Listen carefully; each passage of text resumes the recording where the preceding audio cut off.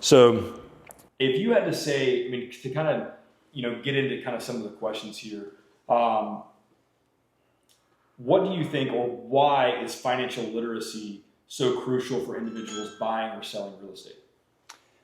Well, I mean, I think being educated is important in all aspects of finance. It's not just buying a house. You need to educate yourself in what you're investing in. Yeah. So, buying a house, do you know what your debt to income ratio is? Or do you know what, my biggest pet peeve with, lenders will give you a whole lot more money than you really should have. And so if you're not educated on, how much is coming in versus how much is going out, this comes back to that cash flow analysis that we work with clients on. At the end of the day, you need a net positive cash flow, or you're going to put yourself in a real bind. And, unfortunately, that lack of literacy and education that clients, sometimes they just don't have. And so it's our jobs to educate them.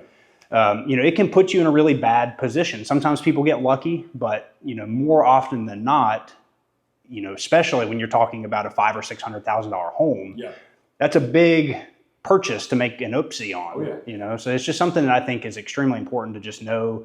You need to take control of your financial situation. Yeah. It's not somebody else's job to tell you how much money you can borrow. It's your responsibility to understand that. And to know what you're comfortable with, and kind of know what's in your means. Because one of the things that we see a lot of people, they go to a lender, they have minimal debt at that particular point in time. And, let's say that they don't have many college loans and they're relatively, debt averse and relatively debt free. Well, then that opens up the window to be able to just maximize a pre-approval. And nothing against our lenders. I'm not throwing any lenders under the bus, because and they're just following guidelines that they're given. So. Yeah. Well, and again, so back to kind of that framework. I'm not a financial advisor, and a lender is not a financial advisor either. What they're doing is telling the client what they're pre-approved up to. They're giving them that limit, and where they can't step in is saying, "Oh, you're pre-approved to 350." But I wouldn't advise you buying up to 350. They're just giving them those parameters. Sure.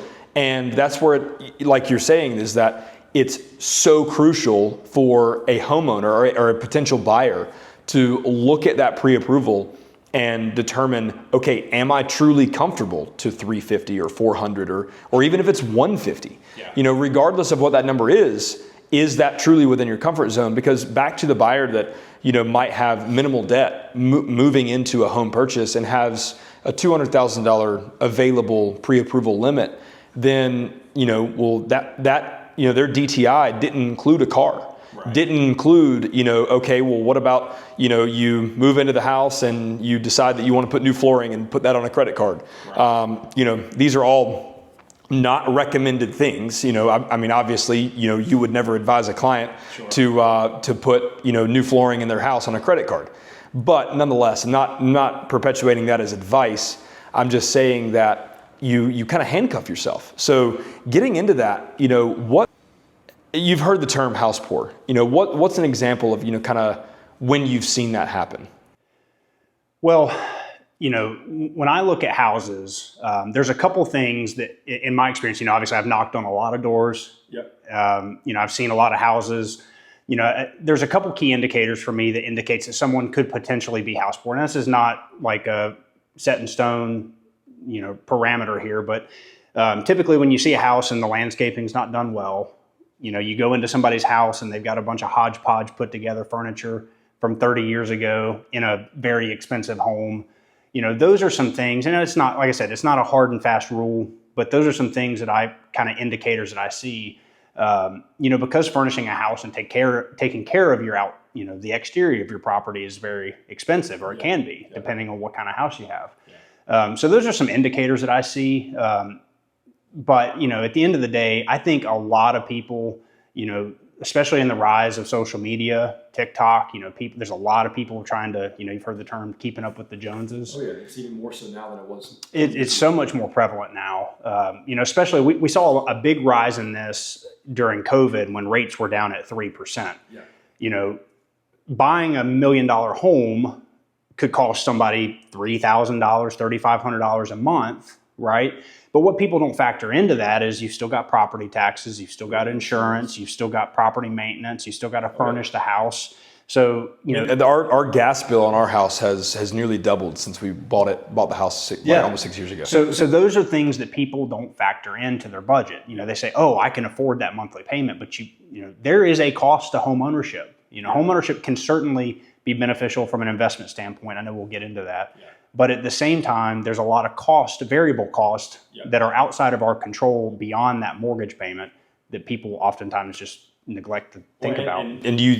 So I guess I'll kind of ask a more pointed question. So if you could give somebody some advice on how to avoid or how to ensure that they don't become house poor whenever they go shopping, and I know that there are some, we could come up with every scenario under the sun, for, somebody that already owns a home, but let's, direct the advice to the new buyer, maybe not a first-time home buyer, but somebody that's entering the buyer market in today's time, today, this year.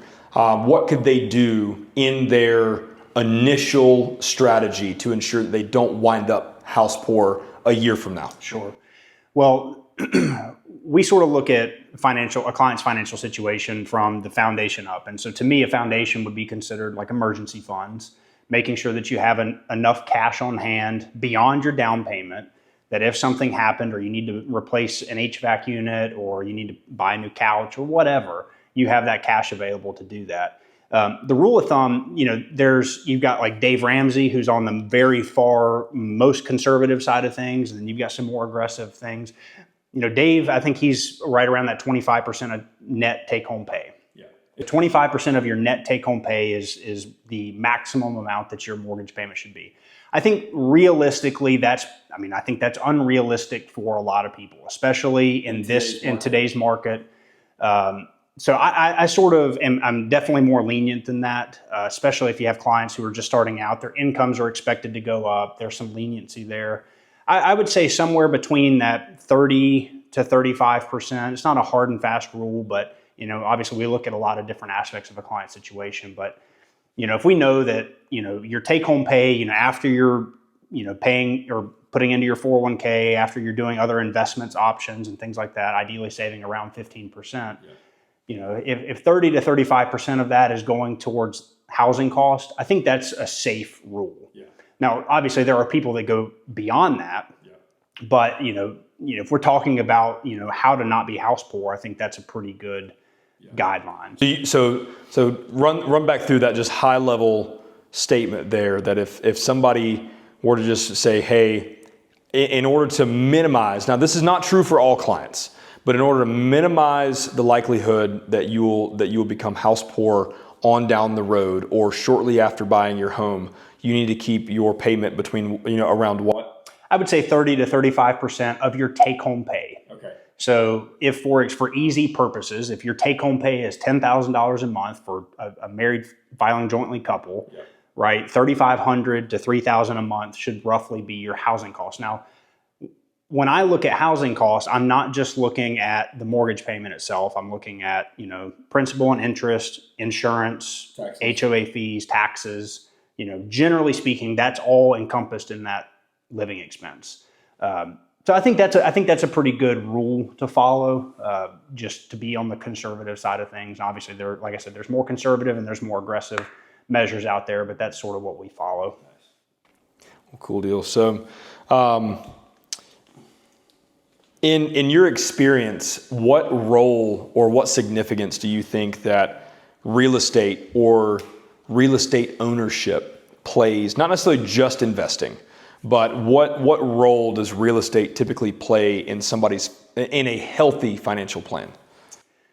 Well, I think it depends on the phase of life that somebody's in. Okay. One of the comments that I saw you had made was that a client's house should not be like their largest asset. And one of the first thoughts I had was, it depends on where they're at in life. If they're 30 years old, buying a first home, it's likely that their home will be one of their largest assets. Yeah. And it's not unreasonable to think that it should be. Yeah. But if you're 65 and your house is the largest asset that you own and there's nothing else there, that's a problem, right? So I think it just depends on kind of where they're at in that life cycle. If you're just starting out, I think it can certainly be a huge benefit to have that be a large part of your net worth. One of the things to kind of expand on that, we oftentimes in real estate, we profess that for 95% of the population, the largest purchase that they will ever make is a home, is their primary residence. Unless you're an investor and then you're buying, $2 or $3 million apartment complexes or, something along those lines. Just for the average person, 95% of the population, the largest purchase they'll ever make. I don't know many people that are buying $500,000 houses and $800,000 boats. Sure. You know what I mean? So therefore, most of the people that are buying homes are their largest purchase is going to be their primary residence. But one of the things, and I do want to get into the difference of some classification here between asset and liability, because one of the things that's kind of tough to kind of drive through people's brain is that while a home is an asset, most of the time it's not a paid for asset. Sure. And so whenever we look at property that has a primary mortgage on it, or a note, a mortgage, a loan, whatever you want to refer to it as, the equity is your asset. Yeah. Unfortunately, the home is a leveraged asset, sure, and therefore your asset is minimized to whatever the equity is in the property. Sure. So would you maybe, probably be able to argue that the equity in somebody's primary residence maybe doesn't become a huge asset to their overall net worth until they've lived in the home for probably 10, 15 years?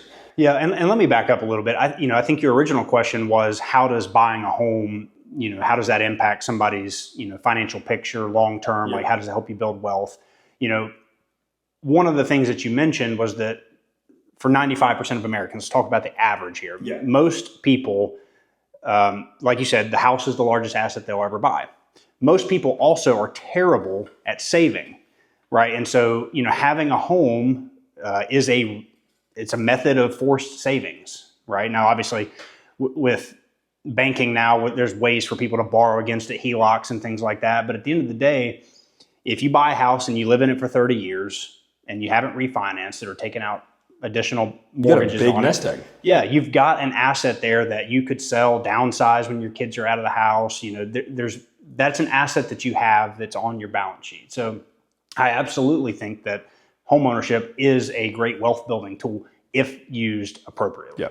Well, and that's one of the things to kind of get back to. And these numbers may have changed. The last time that I looked into this exact statistic was a couple years ago. We could probably pull it up and find it. But the NAR released a statistic. It was kind of they did this study. I think in conjunction with like a couple different sites like Forbes and Inman and some stuff like that. But they determined that the average net worth of someone who had been a property owner, who had owned real estate for 30 or more years, was 30 times higher than that of somebody that had rented for the equivalent period of time. Yeah. So over the course of somebody's life, if you've primarily been a renter your entire life and primarily been a homeowner your entire life, the homeowner's net worth is 30 times greater than that of the renter. Yes. And I think that alone should kind of show somebody that if you are intentional about home ownership and intentional about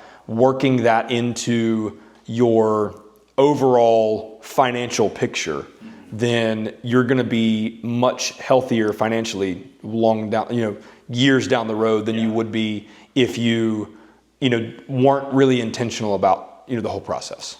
Yeah, and I think there's arguments for both sides of that. I think you could argue renting versus home ownership. We don't have to get into that today. Yeah, it depends on the situation, stage of life. If you're going to be more transient, if you're only in an area for a limited amount of time, or if you're transitioning from one thing to another, renting is absolutely 100% a good solution in some scenarios. And I think the point you're trying, what we just alluded to earlier, was that home ownership is that forced savings, right? Whereas with rent, you're paying a landlord to live in that property for a year at a time, and you're not gaining any of that ownership, right?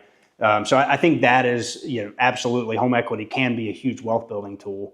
I think there's pros and cons to both sides of that argument, but And we've seen people, use home equity for all kinds of things. They live in a house for a couple of years, and we'll get into that in the investment side when we talk about that, and healthy leverage ratios and things like that. But at the end of the day, you can do a lot, after like you said, kind of that forced savings. So kind of going one step further with that, we talked about kind of what somebody can kind of do, and I may have gotten ahead of myself with the the whole house poor thing. So let's say that a buyer's entering into the market, they're planning to buy a home in the near future.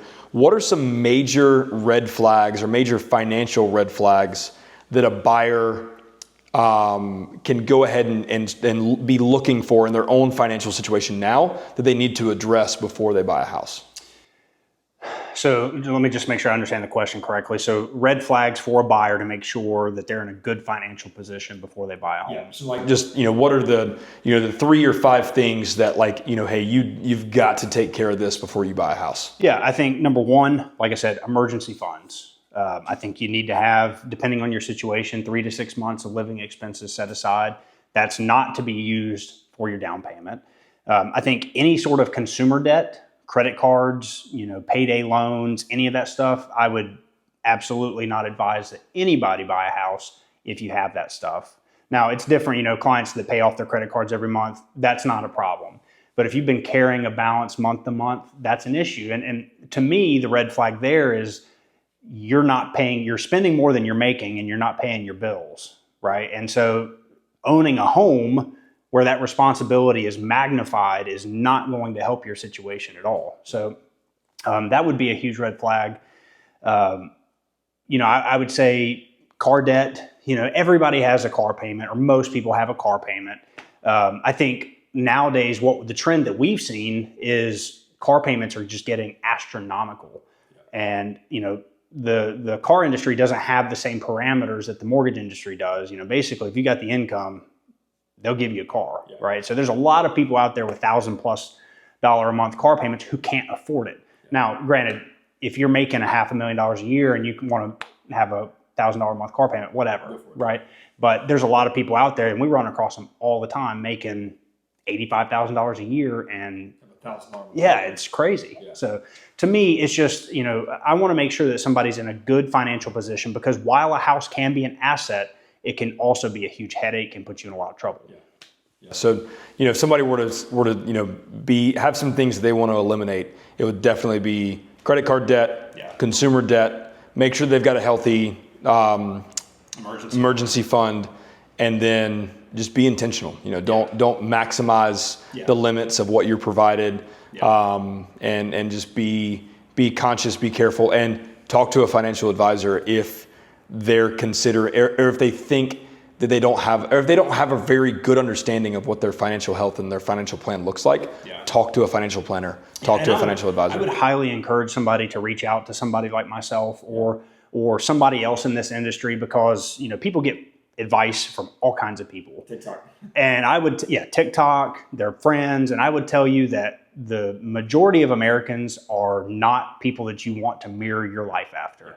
And so, find somebody who has success or, has a lot of experience in that realm, such as yourself or myself, somebody who can kind of give you some reasonable guidance and make sure that you're actually ready for this. Because the last thing you want to do is buy a house before you're ready. Well, that's the thing. I mean,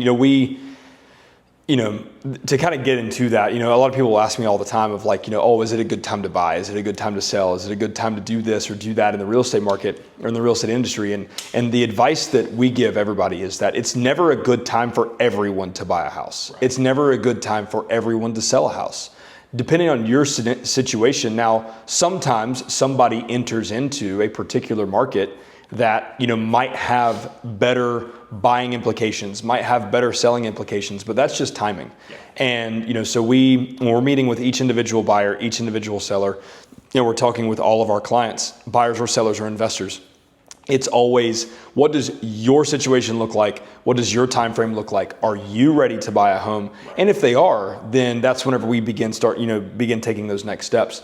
Because a lot of times, we saw this especially back in 2021 and 2022, whenever interest rates were low, and that was the primary driving force or the primary motivator for people to buy a home was just in order to secure an asset under a low interest rate, which if you're only worried about the cash flow or the payment or things along those lines, it was an opportune time for a lot of people to buy a property. But again, we saw some people buy a home when they weren't truly ready, just so they could get into that particular time period of home ownership. And so that's where we, again, back to probably, you probably give very similar advice that there's no one size fits all to any client or any situation. Yeah. And it depends so much on, what their plans are. Are you going to stay in this house for 20 years? Are you going to move in 3? It just depends. I mean, typically when you buy a house, obviously life knows how to throw a wrench in things, and sometimes your game plan doesn't always go as we originally planned. But, if you're planning on being in a house for 20 years, what are you waiting for? The housing market is not, historically speaking, it has not gotten any cheaper over a 10 or 20 year period of time. Yeah. So, and Dave Ramsey, and as much as I harp on him, he does make a good point about this, is like, at the end of the day, the housing market statistically has gone up, right? The stock market has statistically over long periods of time gone up. There's never a good time to invest. Certainly there are better times. If you could have bought a house in 2008, that would have been amazing. Yeah. But at the end of the day, that's not conducive to most people's lives, because in a situation like that, people are losing jobs. Yeah.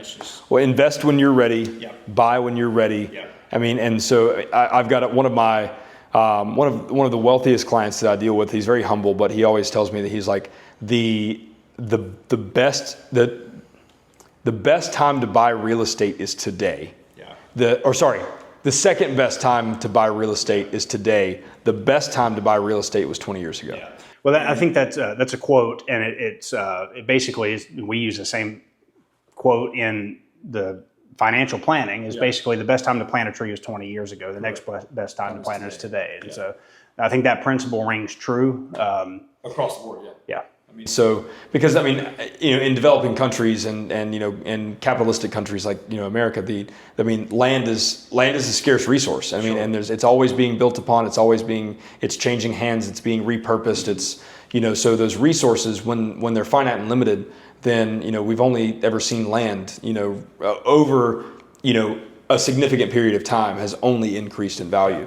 And so that's just, again, like you said, 20 years ago versus today. Today's the next best time. So if you're ready, if you're in a good spot for that. So we kind of talked about, how if there's, kind of the parameters beyond the parameters of a pre-approval that somebody should look out for. And I think you kind of hit the nail on the head around the 30 to 35% mark. Now, if somebody has like an overall DTI, which DTI is debt to income ratio, it's how much money is coming in versus how much money is going out. Yeah. So that debt to income ratio, do you think that the overall DTI, now this isn't even including like, college debt, student loan payments, car payments, things along those lines. What's your number for what you want to see a healthy DTI be below? I really don't have a specific number for that, and I actually don't even know what lenders require. That's not something. It changes. That's not something I stay up to date on as much. But at the end of the day, what I'm looking for is positive cash flow.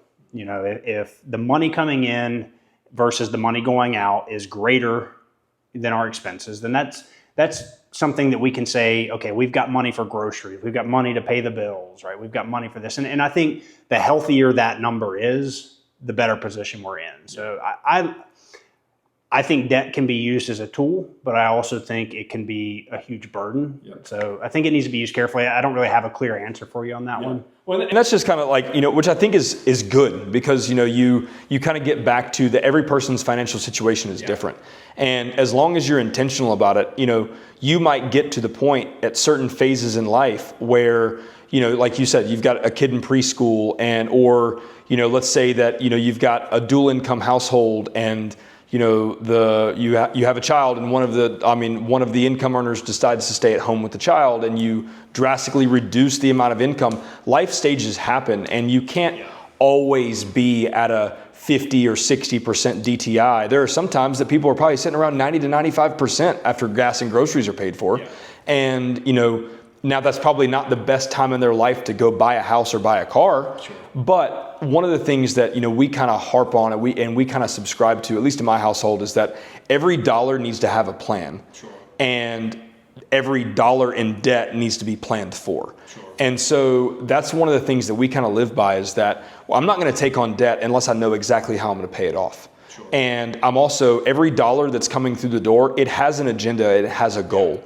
And whether that goal is to, do something fun with it on the weekends, or it's go on vacation, every dollar that comes through the door is compartmentalized and it's planned for. Yeah. And same thing with debt. I mean, so, if I, there are some things that, that I buy on credit cards just because I like credit card points. I mean, so, if it's a new set of tires for my truck, but, I might, put them on a credit card, but then that money it's planned for, it's gone, that debt is eradicated within a few days or a few weeks. And so I think there's something I want to add to this. I think the key with this is you have to pay yourself first. Yep. So, whether you're putting money in an emergency fund, you're putting money in a 401k, a brokerage account, whatever your investing goals are long term, you can't let the debt that you take on deter that. You have to pay yourself first. What most people do, money comes in the door, they spend, and then whatever's left over, they might decide to invest, right?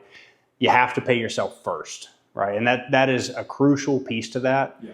And the kind of philosophy that we've always followed in our household is, okay, we're saving X amount of dollars per month. Yeah. The rest of it, whatever, right? I mean, we know what our fixed costs are. We're saving, however much per month, and then the rest of it really just doesn't matter. Let's have fun with it. Let's enjoy our lives, find that balance. But most people, money comes in, they spend. At the end of the month, they're broke, and then they wait for that next Friday, and they're back in that same position. And that's a hamster wheel that it's hard to get out of. Yeah. And I mean, that's kind of the thing. I heard somebody, and I'm probably not even saying this phrase or this statement as eloquently as they stated it, but they always said that they treat their self 10 years from now like a third member of the household, and that person's always paid first. Yeah. You know what I mean? So it's like pay your future self before you pay anything else, and so that means that you're investing first before but that also means that you have to borrow money wisely and intentionally so that you can invest first, and you can use your investment vehicle and your financial strategy and your financial plan as a tool, as opposed to just something that's secondary or it's like, okay, we'll invest whatever's left over. If there's no money to invest this month, then and sometimes people go find themselves in a little bit of financial hardship. Sure. But that's what the emergency fund's for. Exactly. So you can still continue to grow upon your future financial success without putting yourself at risk of not being able to make a house payment or not being able to make a car payment. One of the phrases we always tell clients is there's no such thing as a financial emergency.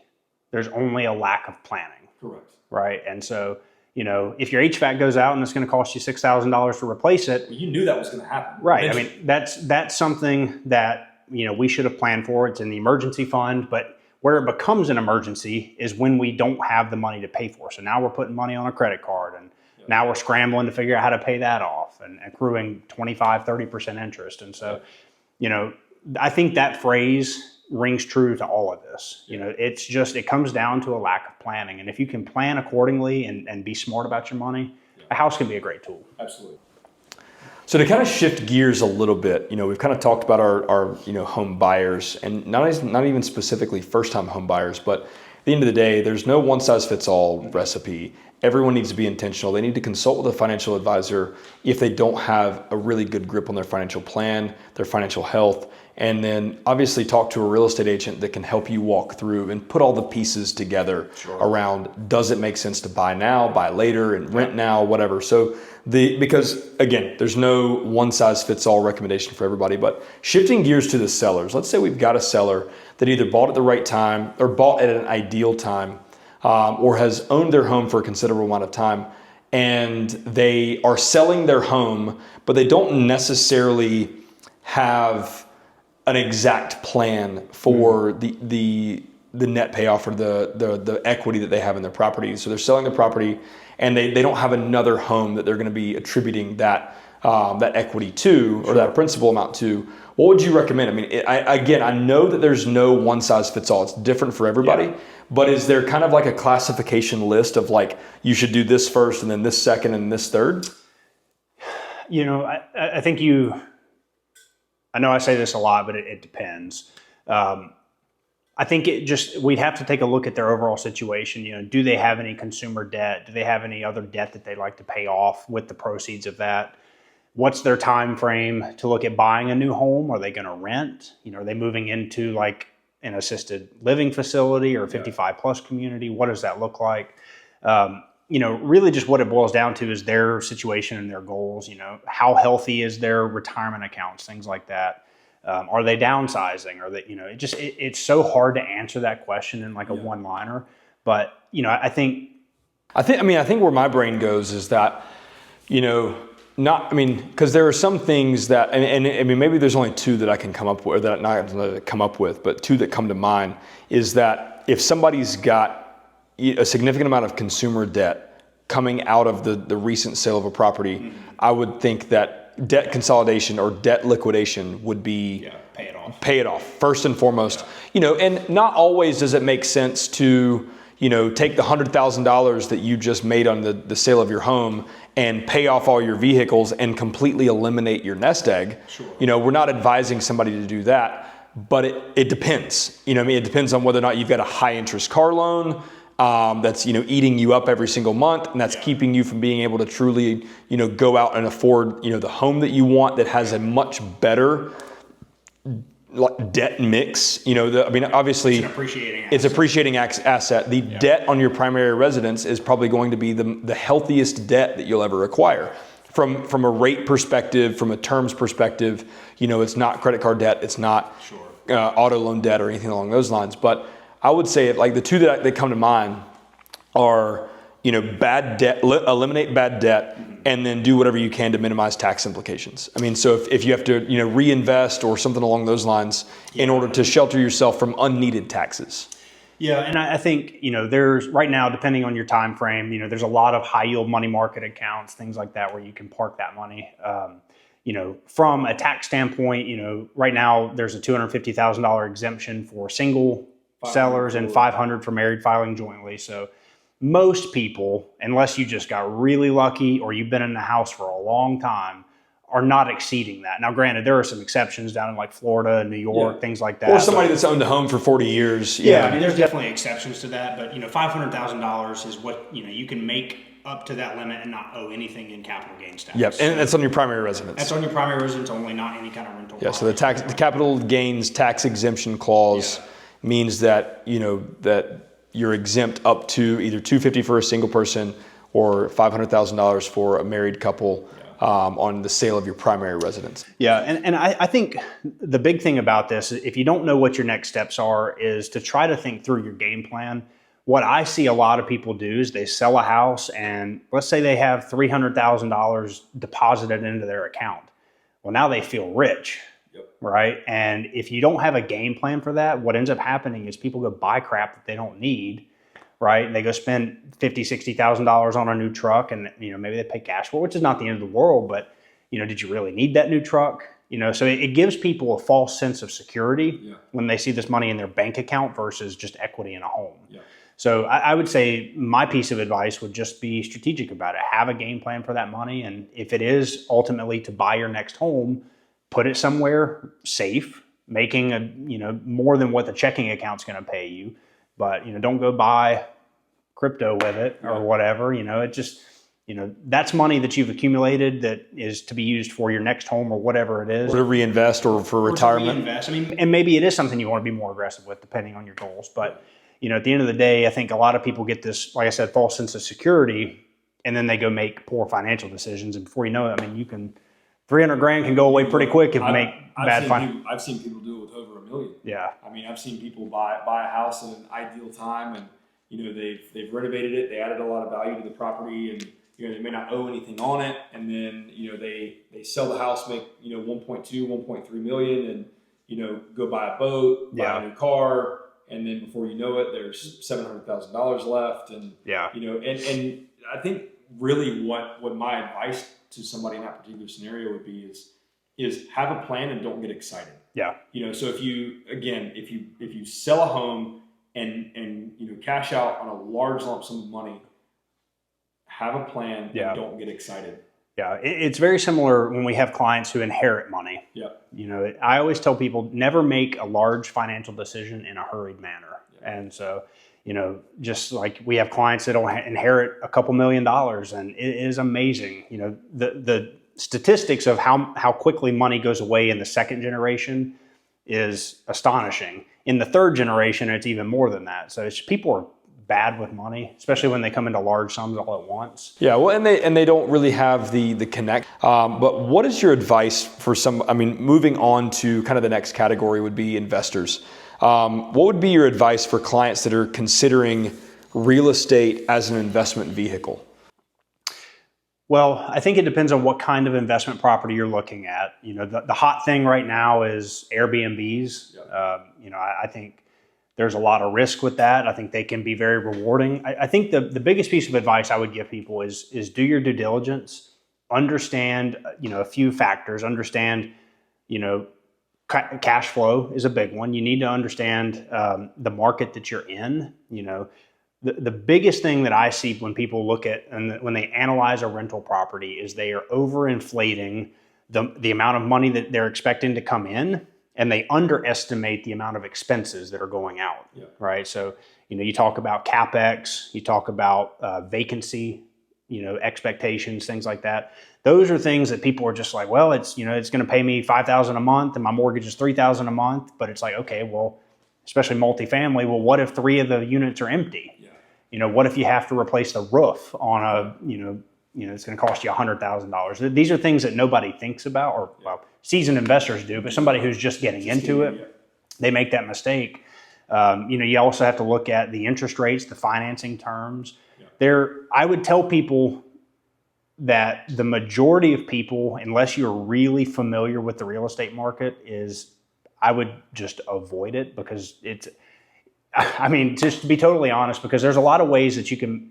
I think real estate is an enormous asset class to make a lot of money. Most of the millionaires that are in the U.S., a lot of them have made, or billionaires even, have made most of their money in real estate. But it's volume. But it's volume, and it's real estate is one of those things. It's not like a stock where you can just sell it. Yeah, where you can snap your fingers and have the money tomorrow. Right. It's it is a long-term play, and it can put you in a real financial bind if you're not careful.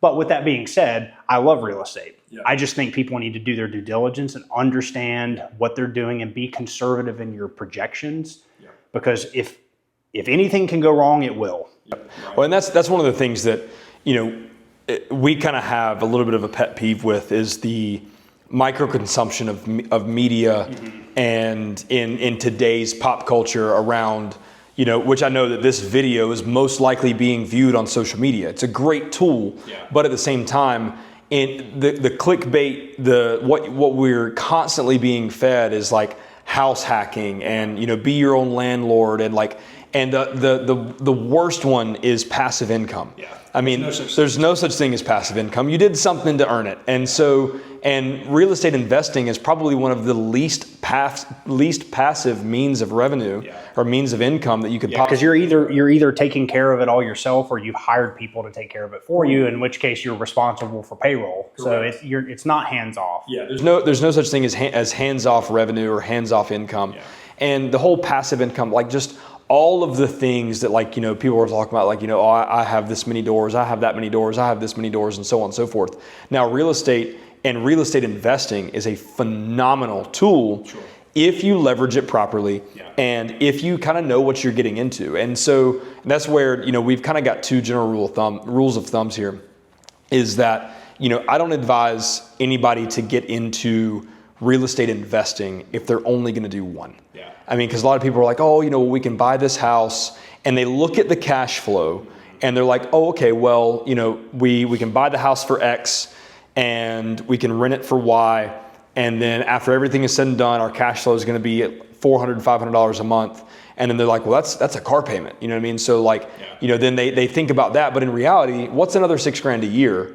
Whenever you're having to put that amount of time, effort, and energy into something to make an extra, maybe $5,000 to $7,000 a year, and then you got to pay taxes on the 5 to 7, and so you're really taking home a nominal amount of money for a large amount of work. But again, to kind of continue on that, real estate investing, I mean, some of the wealthiest people that I know are real estate owners. They own real estate, whether it's commercial, industrial, residential multifamily. There are, we could go down the rabbit hole of investing, like what cap rates look like, what ROI, NOI, things along those lines.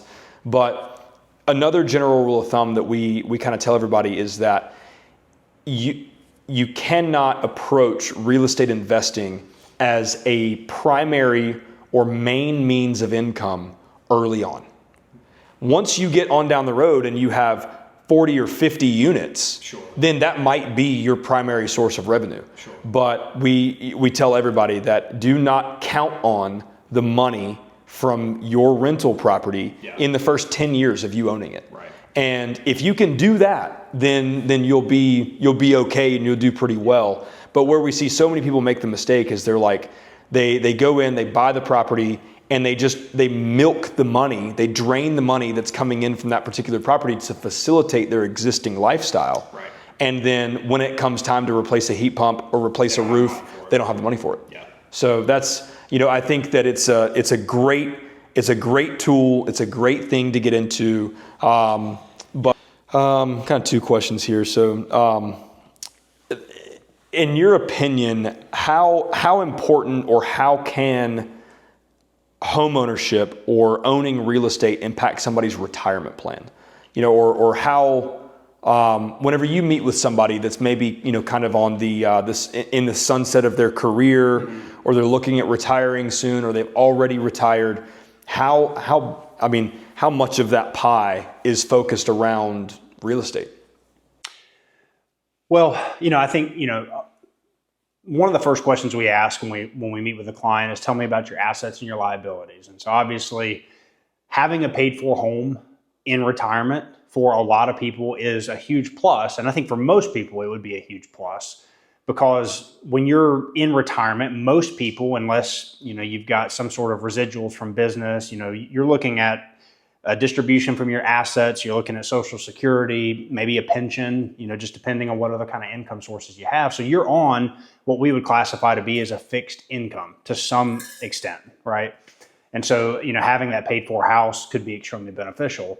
I think owning a home when we're going into retirement gives you a lot of flexibility too, because if you decide to sell that home, you can take the asset from that or the cash from that and look at buying something else or relocating. It just gives you so much flexibility from the aspect of what you can do in life. A lot of clients, as they get older, they move into a nursing home or something like that. Healthcare is getting very expensive. And so having that asset that's maybe paid for free and clear is something that we can use to fund that. I think it's a very crucial part. I wouldn't say it's the most important, but it is certainly important. If somebody comes to me and they want to retire and they owe $800,000 on their mortgage, they need to have a pretty sizable amount of assets to be able to justify keeping that. So,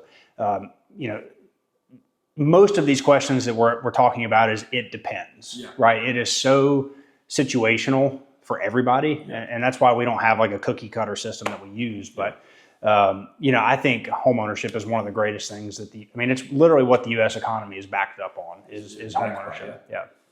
It's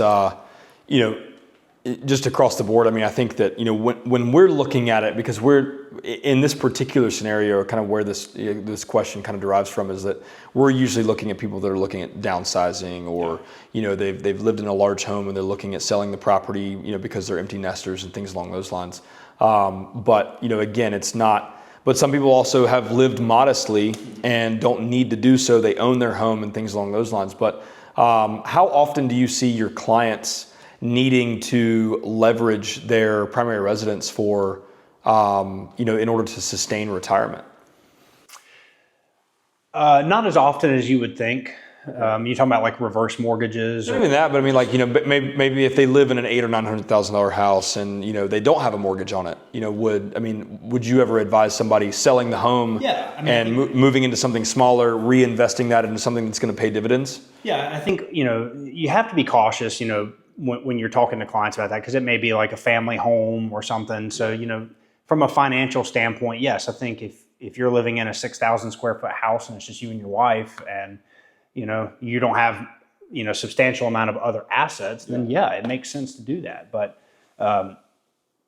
that's the beauty of owning that home outright, is you have the flexibility to do that. Yeah. But I would say 9 times out of 10, most clients, when they're at that phase of life, are already having those conversations internally. Yeah. Should we sell this and downsize? The big house is nice when you got 3 or 4 kids running around and all this stuff and grandkids. But when it's just you and your spouse, what do you need that much space for? Now, granted, some people maintain that lifestyle, and that's okay. There's nothing wrong with it. But I would say that most people at that stage of life don't necessarily need it. So that capital could be deployed elsewhere. Yeah. It's so, it's fun to have these conversations, but at the same time, it always boils back to that. It depends. It depends on the client. It depends on the scenario. There's no one size fits all, because, while you could have 2 clients sitting side by side that own the exact same home and both of those homes are paid for, you might advise one client to sell it and the other person to keep it. Sure. And that's where, there's no prescription that, you can find online or find here or find there. There's just general rules of thumb that you can do. And in that particular scenario, it's make sure that you have a plan, make sure that you have a plan for retirement, and that you've got a plan for that asset. Is that asset, going to pay out for you in the future? So to kind of, back to the general framework of this, what financial habits, like just generic financial habits, should people adopt today to set themselves up for to be in a better position for either home ownership or home purchase in the future? Well, I think the biggest thing is having a game plan, understanding, what we try to do in our household is project out, just like you do in business. Where are we going to be at in 1 year, 3 year, 5 year? What's your goals? If in 5 years you're going to want to buy a house, and that house is going to cost X, and we need roughly, say you want to do 20% down, you need to come up with a game plan of how much do we need to save every month to be able to afford that, whatever that down payment is, whether it's 3% or 20%. You need to have some sort of game plan. I always encourage people to know what your budget is, understand, how much do you want to spend on a house before you go look, because you look on realtor.com, you're like, oh man, this house is beautiful, and it's $300,000 beyond your budget. Yeah. And, at that point you're wasting your time, you're wasting your realtor's time. It's just like, it's not worth it. Or when we see husband and wife on totally different pages. Yeah. Get on the same page, have those conversations about what it is. What are the non-negotiables? Because I think that's extremely important. If, your spouse wants a walk-in closet, there's no reason to go and look at a house without a walk-in closet. Yeah. So just understanding kind of what those non-negotiables are, looking at the finances, what can we afford? What does that payment look like? Just having a game plan, I think, is the most important thing. Back to kind of that, is there any guidance around savings or, how much you would recommend putting aside each month, or does that really just kind of depend on the person and the situation? Well, it's going to depend. If you're buying $1 million house and you need $200,000 to put down, it's going to be a lot more money to save. You got to save a little bit more. And there's some other things. You've got first-time home buyer credits. You've got, you can take out $10,000 out of a Roth IRA for a first-time home purchase. There's some things that kind of factor in there, that some tools that people can use to help them get to that point. And that's sort of where we come back to the education piece. You got to understand what's available to you. Yeah. And, some real estate agents may be able to tell you all that. Some lenders may be able to tell you all that. But, most financial advisors, when it comes to those specific things of like what's available to you from an investment standpoint, should definitely be able to help you with that. What would you say that you wish more real estate agents knew? Or how do you feel like, or how can real estate agents be better at educating and supporting their clients in making wise financial decisions? Well, I think I've known you for a long time. I think you guys do. I think you guys do a great job. I think you guys really focus on educating, whether it's through modes like this, YouTube, social media, things like that. You guys have interviewed a lot of good people in different sectors of the markets, and I think that's extremely beneficial. I would say do you want this towards you or towards real estate agents? Real estate agents in general. Okay. So, my perspective on real estate agents in general is 90% of them are just, they open the door and they let you walk around. I think you need to be very familiar with the market that you're serving. You need to be very familiar with the house that you're showing or selling.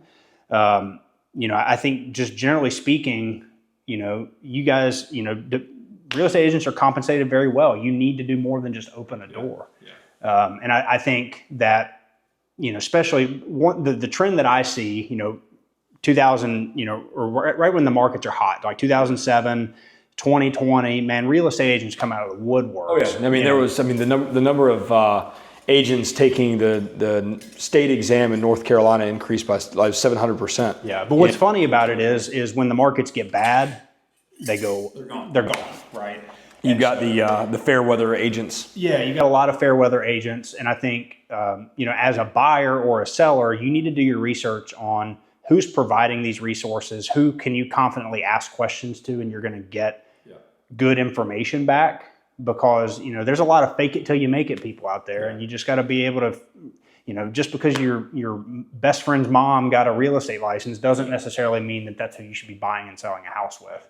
One of the things that we really, really focus on whenever we're speaking with our buyers, and just overall generic financial decisions in general. So to speak specifically to the buyers, we take it a step further than just the pre-approval, because things too often, and one of the things that I feel like a lot of real estate agents fail to do, is just rely solely on the pre-approval from the lender as, this is their golden ticket. Yeah. And it is to convince the seller that this buyer is worth working with. Obviously, that's a credential that you need, should, or have to have in order to get an offer accepted or begin negotiations with the seller.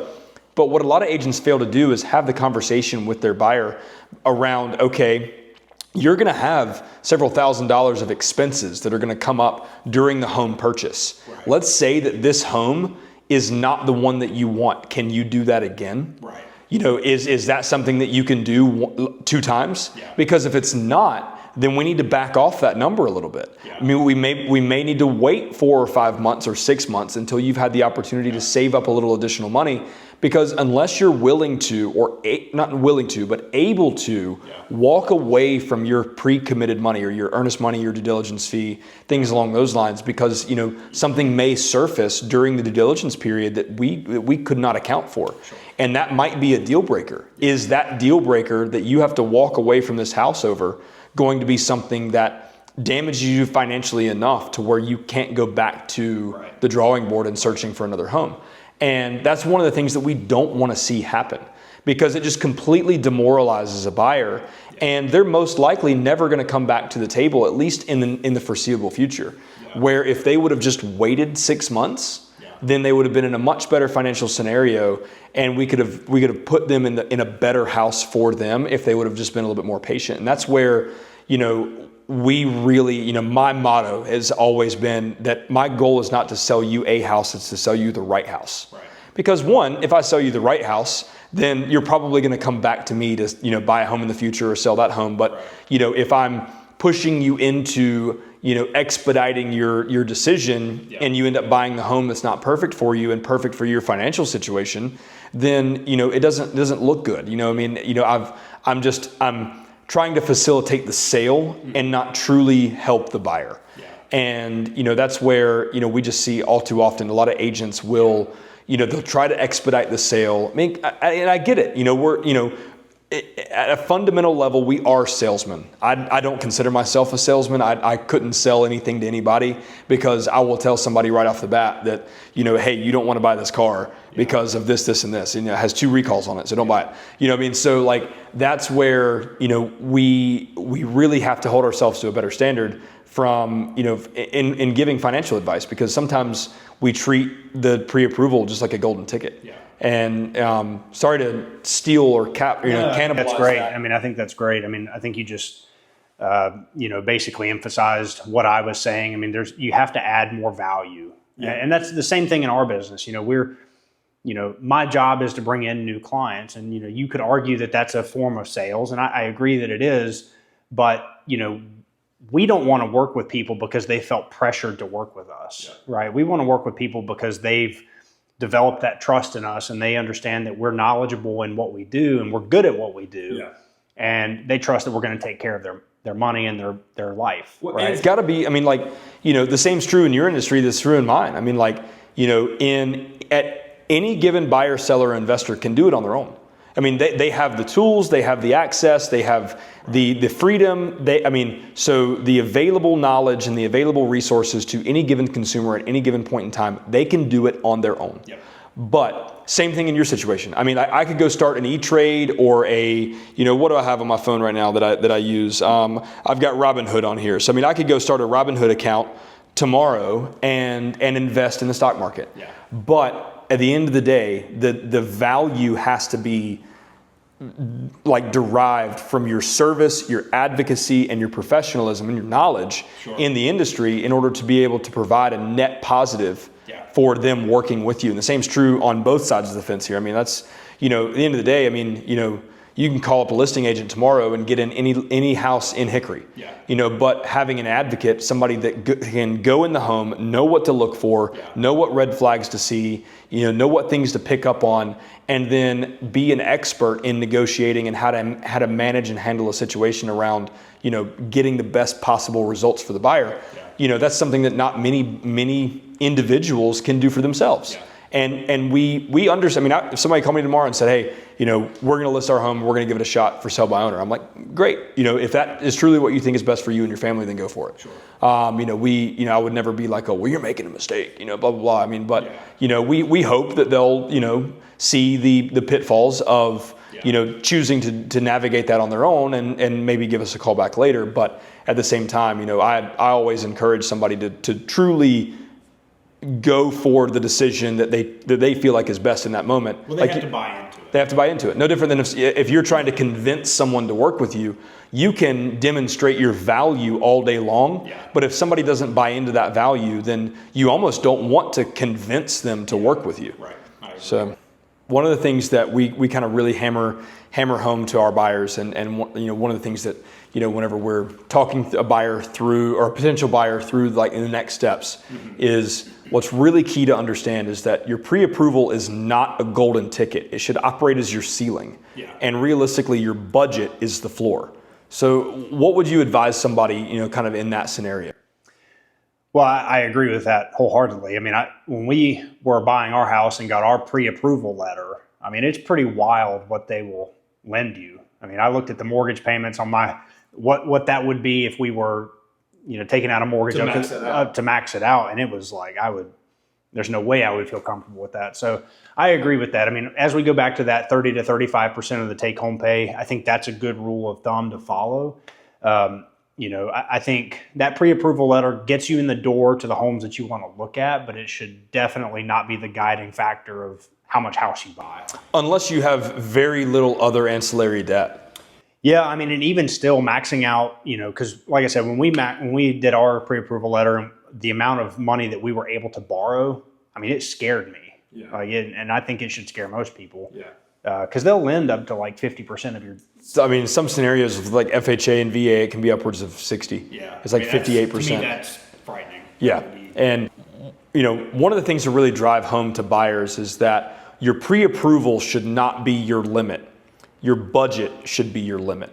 Yeah. And, your budget creates the framework for where you should be looking for, your home payment or your house payment and looking to kind of, fine tune your debt to income ratio. But you shouldn't rely on a pre-approval letter to tell you what you can afford. Yeah, I agree with that. I think when you look at your budget and you follow those guidelines, whether it's 25 to 35% of your take home pay, I think that should be your guiding light. I think if you focus too much on what you're pre-approved for, I think it's very easy to fall into that trap of buying too much home and then getting back into that becoming house poor. Yep. So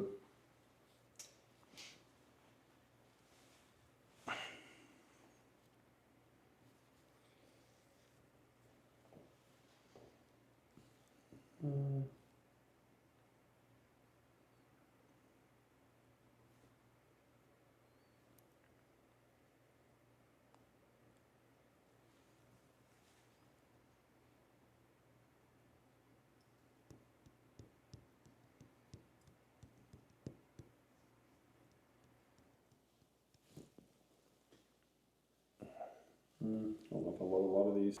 Again, kind of back to the general framework here is that, we have assets and we can leverage those assets and we have a proper healthy financial plan.